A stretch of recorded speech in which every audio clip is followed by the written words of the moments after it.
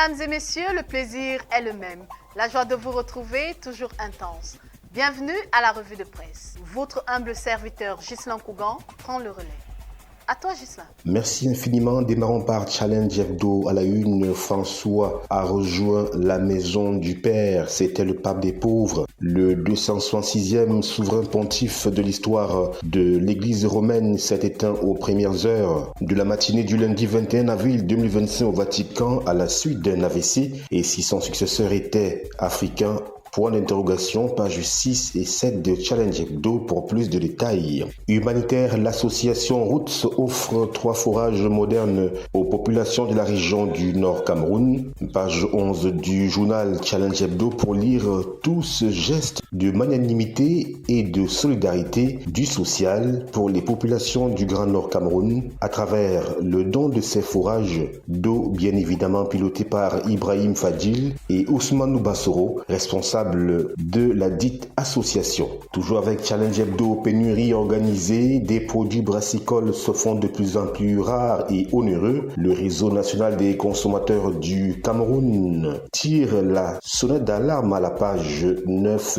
du journal Challenge Hebdo. Gestion des fonds Covid-19 à la page 9 toujours. 4 au cadre du MinSanté épinglés pour 270 millions de francs CFA. Ils seront fixés sur leur sort le 30 avril prochain après les décisions de la Chambre des comptes de la Cour suprême. Dicalo à la une, le RDPC à la conquête du Nord de l'amido de Rebouba en mode patron. Sa Majesté Aboubakari Abdoulaye vient de mettre sur pied une stratégie pour assurer la victoire du parti au pouvoir à la prochaine élection présidentielle. Jean Côté, le SG du comité central du RDPC, attendu dans les prochains jours.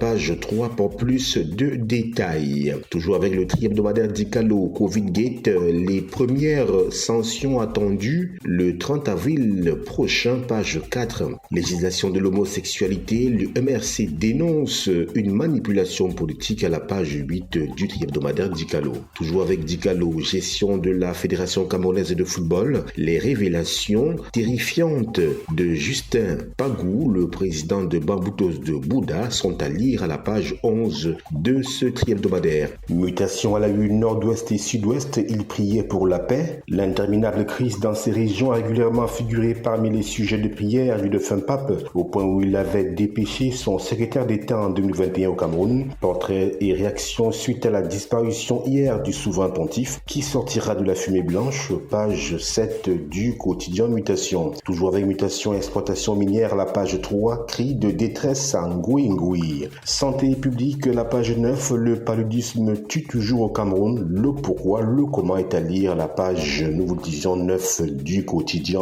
Mutation. Le journal confidentiel à la une, litige foncier, Colombon, Cam, des prédateurs fonciers défient l'autorité de l'État. Leur joie aura été de très courte durée, rétablis dans leurs droits après plus de 25 ans de procédure judiciaire par le ministre des Domaines. Les populations de cette localité sont à nouveau sous les feux des projecteurs. Contre toute attente, après avoir solennellement remercié le chef de l'État pour l'aboutissement heureux dans la crise qui les oppose à un groupuscule d'individus déterminés à faire main basse sur leur terre, elles viennent d'être à nouveau convoquées par devant les autorités policières du littoral.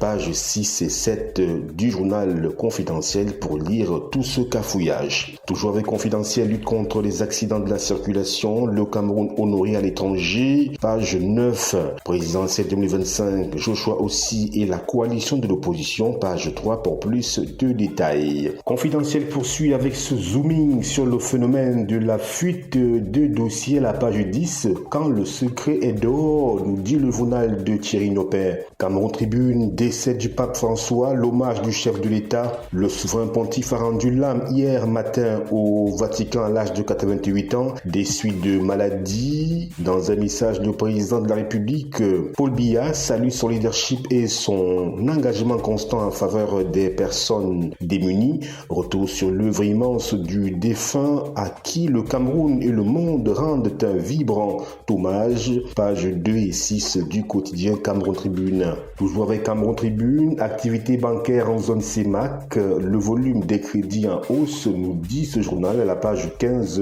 de cette édition.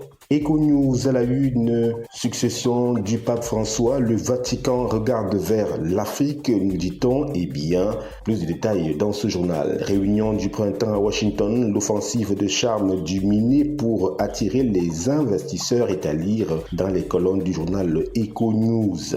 My Hospital, prévention des maladies bucco-dentaires, 271 patients consultés au CHR de Bertoua dans la région de l'Est Cameroun, gingivite, parodontite, carie, les maladies bucco-dentaires restent une préoccupation majeure à Bertoua dans la région de l'Est, nous dit My Hospital. Toujours avec ce journal, ventre fermé, l'hôpital de référence de Saint-Mélima offre la chirurgie laparoscopique. Centre hospitalier régional de Garoua, le service de pédiatrie générale sur la voie du bien-être de la santé des enfants. Éco-santé, fonction publique, 4134 agents de santé précaires bientôt sous contrat. Cette mesure qui fait suite aux promesses du président Paul Biya devrait améliorer les conditions de travail et de vie des personnels concernés et renforcer le système de santé camerounais, nous dit-on à la page 6 du quotidien Éco-santé. Toujours avec Éco-santé, lutte contre la poliomyélite, plus de 2 millions d'enfants ciblés dans l'extrême nord Cameroun.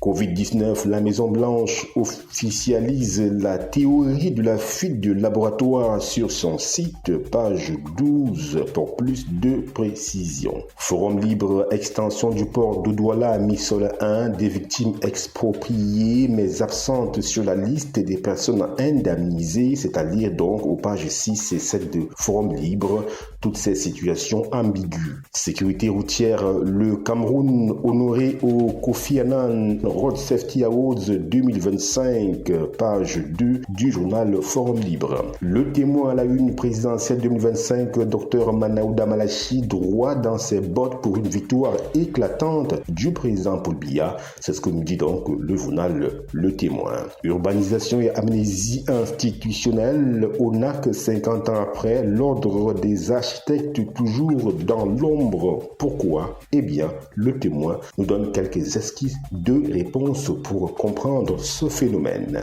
Info matin, affaires judiciaires à Tangandji, dit stop à l'usage des gros bras, pages 2 et 3. L'info à chaud à la une, en grève depuis lundi 21 avril pour non-paiement de leur indemnité, carton rouge des arbitres au président de la FECAFOOT, Samuel Eto'o, à la page 4 de ce numéro. Suite au décès du pape François, le prochain pape sera-t-il africain? Grosse interrogation, esquisse de réponse, la page 8.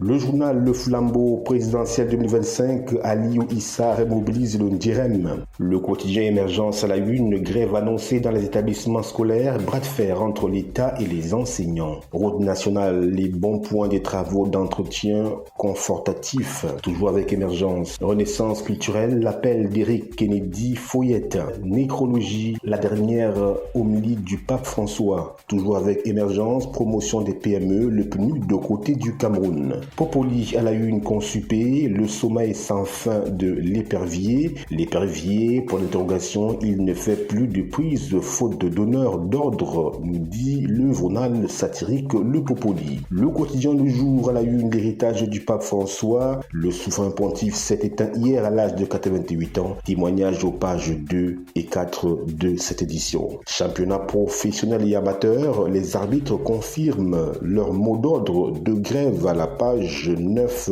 du quotidien du jour. Toujours avec le jour, tournoi de Montaigu, les Lions U16 éliminés au premier tour. C'est tout pour la quintessence de l'actualité à travers la presse écrite. C'est à vous. Merci Ghislain Kougan, mesdames et messieurs, très heureuse de vous avoir servi. Restez scotchés sur Cam News 24 et ITFM Radio émettant depuis Garoua. C'est Yesso, comme on le dit chez nous.